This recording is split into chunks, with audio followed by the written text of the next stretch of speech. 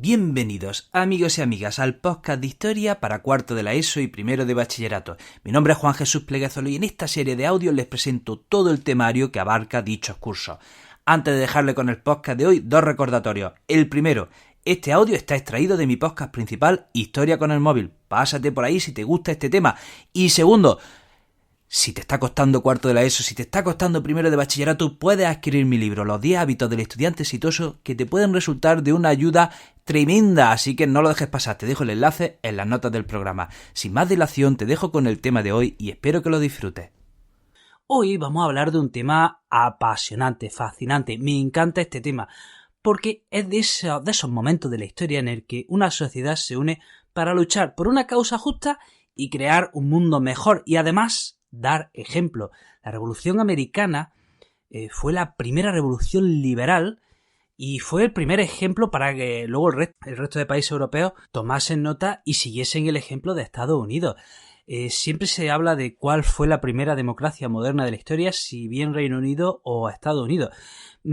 Puramente fue Estados Unidos quien inicia un modelo democrático y con una constitución puramente liberal, aunque hay que decir que Reino Unido también construye las bases de lo que hoy día serían las democracias occidentales.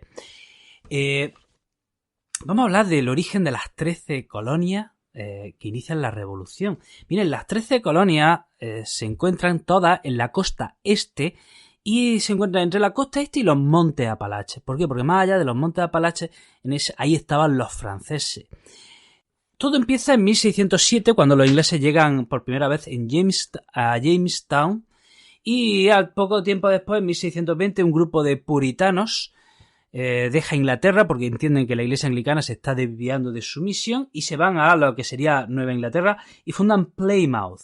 Luego más puritanos se van a Norteamérica y fundan Boston en 1630. O sea, de momento parece que todas las fundaciones tenían un carácter religioso y además un carácter religioso, diríamos, extremista casi, ¿no? Luego se fundan colonias con un carácter ya más tolerante donde se permiten más apertura y más religiones, como eran en 1635 se fundan Rhode Island, Maryland, Pensilvania. Vienen de otros países europeos a fundar también colonias en Norteamérica, como los suecos fundan Delaware, los holandeses compran Manhattan en 1626, que luego la adquieren los ingleses en 1664 y ya la llaman Nueva York. O sea, este es el inicio de la colonización de Norteamérica. Un siglo después, esas pequeñas colonias ya van creciendo y se crean estados, se crean estados, mejor dicho, las colonias. Se crean las 13 colonias que de norte a sur son las siguientes: New Hampshire, Massachusetts, Rhode Island, Connecticut, Nueva Jersey, Nueva York, Pensilvania, Delaware, Maryland, Virginia, Carolina del Norte, Carolina del Sur y Georgia. Estas son las 13 colonias que inician la Revolución Americana. Y hay que decir que en esas colonias ya había ciudades grandes, como era Filadelfia, Nueva York, Boston, y no había aristocracia. Más o menos la población de esas colonias podía ir en torno de 2,5 millones a 3 millones de habitantes. Y bueno, vamos a ver por qué empieza la Revolución. Miren, los colonos americanos tenían como ejemplo la Revolución Inglesa de 1688, en la que se derroca a un rey absolutista y a partir de entonces Inglaterra, el rey siempre tendrá que compartir el poder con el Parlamento. Nunca más en Inglaterra un rey volverá a tener poder absoluto, cosa que sí pasaba en el resto de Europa. Entonces eso queda como ejemplo para los colonos que están en Norteamérica, los colonos que no dejan de ser ingleses. Además, en aquella época todavía estaba más en boga que nunca la Ilustración. Y había dos filósofos que tuvieron una enorme influencia en la Revolución Americana. Uno es John Locke, que decía lo siguiente: los seres humanos tenemos una serie de derechos naturales, es decir, los tenemos por el simple hecho de existir y nadie nos los puede arrebatar. Y decía también una idea muy interesante. El gobierno nace de un pacto entre gobierno y gobernados, y ambas partes tienen que respetar el pacto. Luego retomaremos esta idea. Y luego había otro filósofo que también influyó muchísimo, que es Montesquieu, que hablaba de la división de poderes. ¿Qué más influye en la Revolución Americana? Tenemos que hablar de la Guerra de los 7 Años. Entre 1754 y 1763 se produce una guerra entre Inglaterra y su aliado, y Francia y su aliado, que fue casi una guerra mundial en el sentido de que se libró en varios escenarios, tanto en Europa como en Estados Unidos. Y en esa guerra, Francia perdió su imperio americano, sus colonias americanas, y quedaron ahí pues a disposición de los ingleses. Y muy bien, esa guerra termina en 1763, muy bien, los ingleses han ganado la guerra de los 7 años, pero terminan con una deuda del carajo. O sea, la victoria en la guerra de los 7 años a Reino Unido le ha costado muchísimo y está endeudada hasta las trancas. Entonces, el Parlamento británico decide lo siguiente, dicen, bueno, hemos tenido que llevar un ejército permanente a Norteamérica para defender las colonias. Y hemos defendido esas colonias de los franceses. Bueno, pues que ahora los colonos norteamericanos, pues también paguen impuestos y así podemos mantener el ejército. Y eso los colonos americanos no estaban dispuestos a pasar por ahí. Le empiezan a tocar las narices. Un año después de terminar la guerra de los 7 años, el Parlamento británico aprueba el impuesto sobre el azúcar. Tengamos en cuenta que la mayor parte de las plantaciones del sur de esclavos eran de azúcar, ¿vale? Entonces, se aprueba el impuesto sobre el azúcar, pero bueno, este impuesto a quienes afectaba, a los productores de azúcar. Pero un año después ya se lía más, porque el Parlamento aprueba el impuesto sobre los sellos, o también llamada la ley del timbre. Esto que es un impuesto a todos los documentos emitidos. Cualquier contrato de compraventa, un periódico, cualquier documento impreso tenía que pagar un impuesto. ¿Y eso qué significa? Que estamos hablando de un impuesto directo a toda la población. Este impuesto afectaba a todos. El impuesto del azúcar afectaba a los productores, pero el impuesto del sello afecta ya a toda la población. Y es a partir de aquí que empiezan ya a nacer movimientos de boicot hacia las autoridades inglesas, hacia los productos ingleses, y empiezan ya a fastidiar para que empieza ya ese sentimiento de independencia o de que la corona británica aportaba más bien poco. Más impuestos, viene la ley de Townshend, que también era un impuesto a los productos que se importaban de las colonias norteamericanas.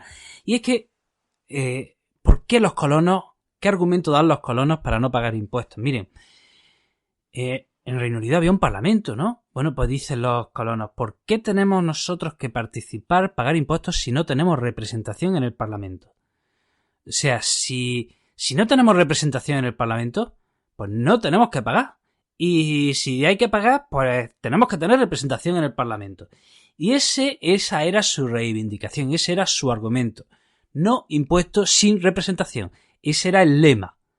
O tenían representación en el Parlamento de Londres, o ahí no iba a pagar impuestos ni Perry.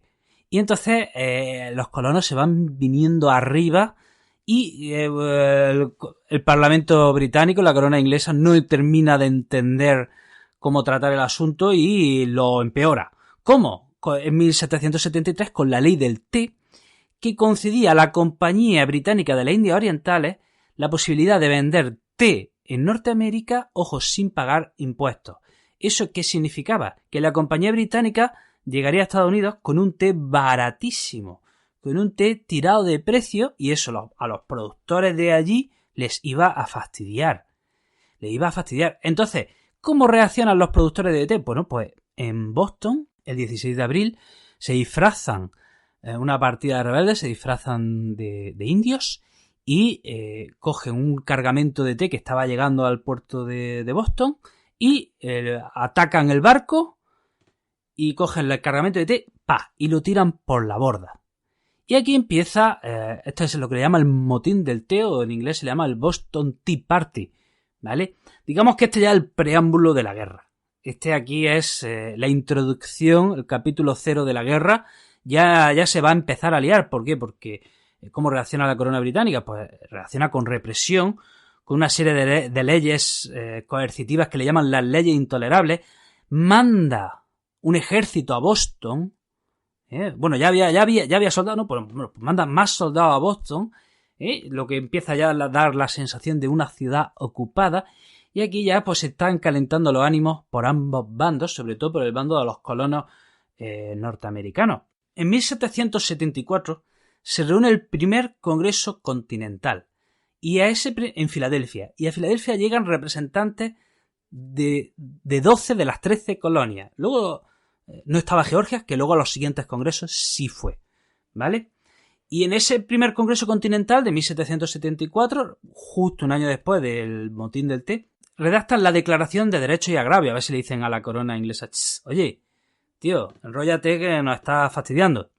La corona pasa, ¿vale?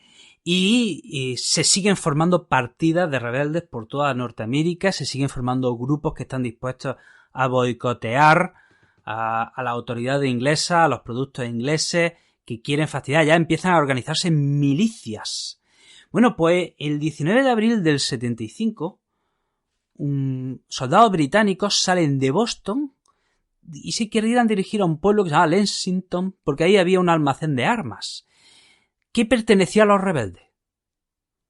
Todavía no había empezado la guerra, pero sí había ya milicianos, ya había partidas rebeldes por parte de los colonos norteamericanos. Bueno, pues entonces los soldados británicos se dirigen a Lexington porque había un almacén de armas que pertenecía a los rebeldes.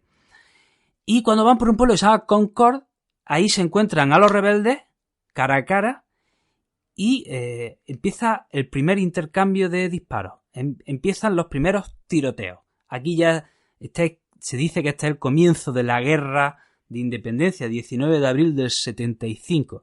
Estos son los primeros disparos entre esos rebeldes que defendían un almacén y los soldados. Los soldados terminan con los rebeldes, vuelven a Boston, pero en su vuelta a Boston son asediados por los rebeldes. Ojo, los rebeldes de este momento ya empiezan a usar una táctica de guerra que a los británicos les va a fastidiar mucho, que es la guerra de guerrilla. La guerra de guerrilla, es decir, usar tácticas no convencionales para enfrentarse a un ejército regular. Un ejército irregular compuesto pues de civiles que usa ataques esporádicos aprovechándose de su conocimiento del terreno para atacar a un ejército regular. Eso es la guerra de guerrilla y la están usando desde ya. Entonces, cuando los británicos están volviendo a Boston, son asediados y atacados por esas milicias que están por el camino, están por ahí escondidas, ¿no? Estamos en abril del 75. Bueno, pues un mes después se reúne el segundo Congreso Continental, ahora sí con representantes de las 13 colonias, mayo del 75. ¿Y qué deciden los representantes? Atención, acababa de haber unos tiroteos, o sea, en abril acababa de haber unos tiroteos cerca de Boston. Pues deciden que en mayo tiene que haber ya un ejército continental. Deciden que tiene que haber un ejército continental que es financiado por el Congreso y tiene que haber un ejército regular para hacer frente a la fuerza británica. ¿A quién nombran como general? A George Washington, que era veterano de la guerra de los 7 años. Y, ojo, George Washington, que parece que no fue buen militar, fue buen líder en el sentido de que aunaba a sus tropas, pero en términos estratégicos no fue el mejor de los militares. Estamos en mayo del 75, segundo congreso, el congreso decide tener un ejército, pues ya se recrudecen ya los enfrentamientos y cerca de Boston, en Bunker Hill, en una colina, están los rebeldes atrincherados y los británicos tienen que tomar esa colina, toman esa colina, pero perdiendo muchísimas bajas. Y luego los rebeldes harán correr la leyenda de que, que no perdieron a ellos, sino que se retiraron y que abandonaron un poco la colina pues para dársela a los ingleses porque sí, pero que es cierto que aunque los ingleses tomaron esa colina, lo hicieron a un coste humano altísimo. Estamos en 1775 y llegamos ya al tercer congreso, 1776, julio de 1776. El día 2, el Congreso aprobó la resolución de Richard Lee, que decía lo siguiente: estas colonias unidas son y por derecho deben ser estados libres e independientes. Es decir, se está votando la independencia. Ese 2 de julio de 1776 con esta resolución se aprueba la independencia. Sí, la independencia se celebra el día 4 porque ahí es cuando se realiza la declaración de independencia y se aprueba esa declaración de independencia, pero ya se había votado el día 2, o sea que quizá este voto es más relevante que la declaración de independencia, aunque la declaración de independencia, en fin, la influencia de la declaración de independencia es enorme. El 4 de julio se adopta la declaración de independencia que dice lo siguiente, una declaración de independencia redactada por Thomas Jefferson. Este es uno de los textos, sin duda alguna, más hermosos y más influyentes de la historia. Si tuviésemos que coger unos documentos de los 10 documentos más influyentes de la historia, este estaría, entre los 3 primeros. Y además es hermoso, es un texto muy hermoso. Fíjense lo que dice. Dice, sostenemos como evidentes por sí mismas dichas verdades, que todos los hombres son creados iguales, que son dotados por su creador de ciertos derechos inalienables, que entre estos están la vida, la libertad y la búsqueda de la felicidad. Miren, con estas 4 frases se acaban de cargar el antiguo régimen que había en Europa, la sociedad del antiguo régimen, esa sociedad nobiliaria donde unos tenían privilegios, donde otros no los tenían, donde si nacías en una familia o si nacías en otra iba a depender tu destino. O sea, fíjense, dice, todos los hombres son creados iguales, o sea, no hay lugar a la aristocracia, no hay lugar a la nobleza, los derechos nobiliarios y de sangre no existen. Esto en Europa, ya digo, por esta fecha en Europa estaban las familias nobles que por el simple hecho de tener un apellido noble ya estaban llenas de privilegios.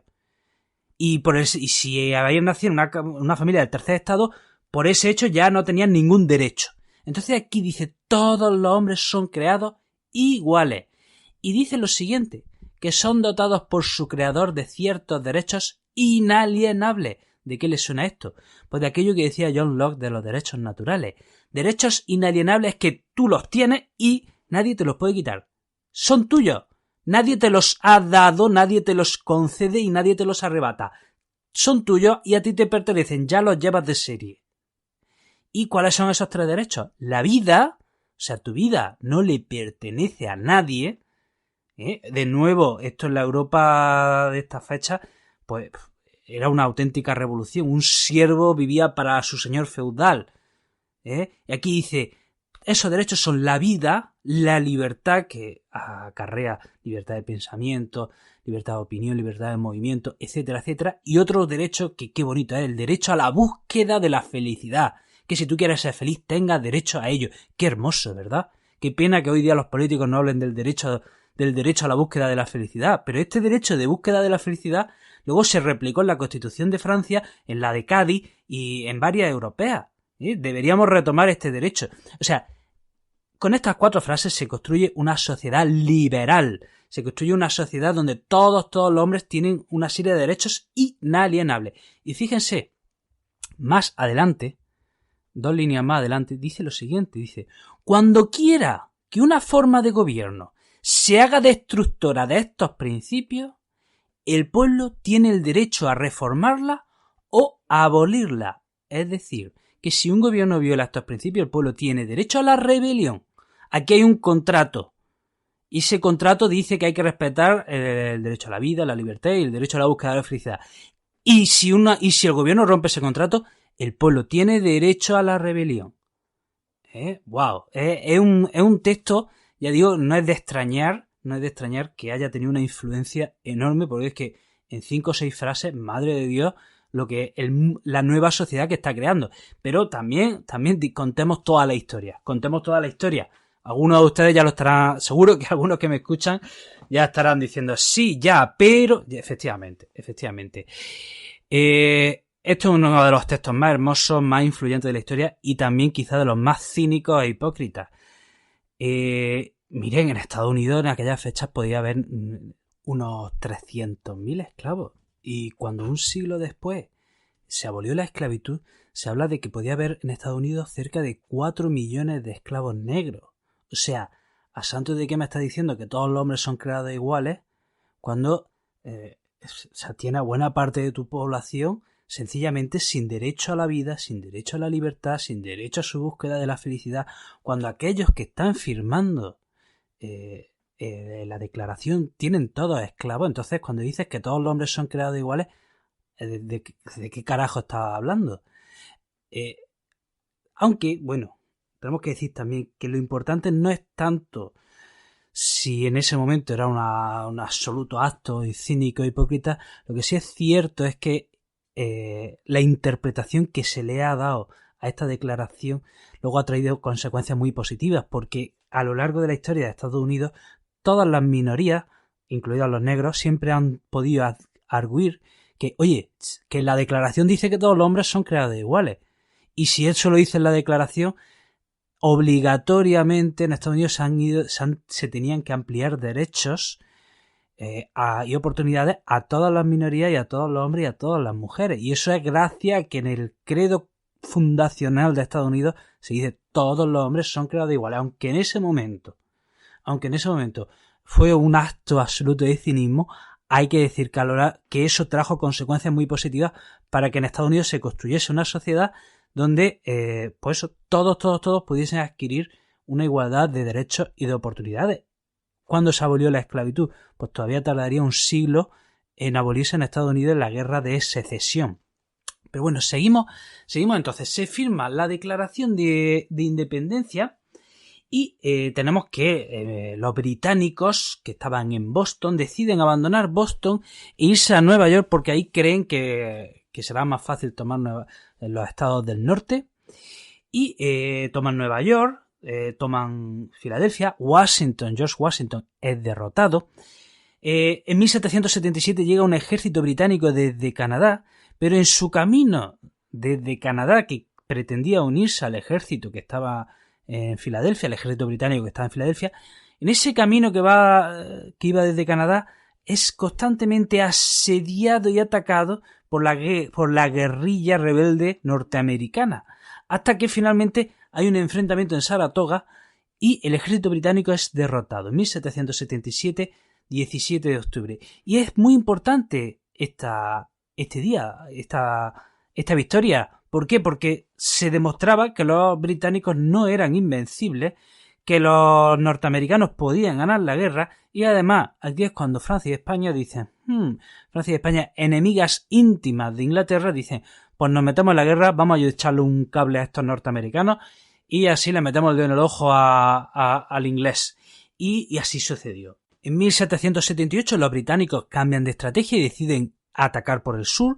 Toman inmediatamente varios estados del sur, pero de nuevo su avance es frenado por la guerrilla, también por la ayuda francesa, también por la ayuda española, hasta que se produce la batalla final en Georgetown el 18 de octubre del 81, en el que una fuerza francesa y norteamericana dirigida por George Washington derrota a los británicos y estos se rinden.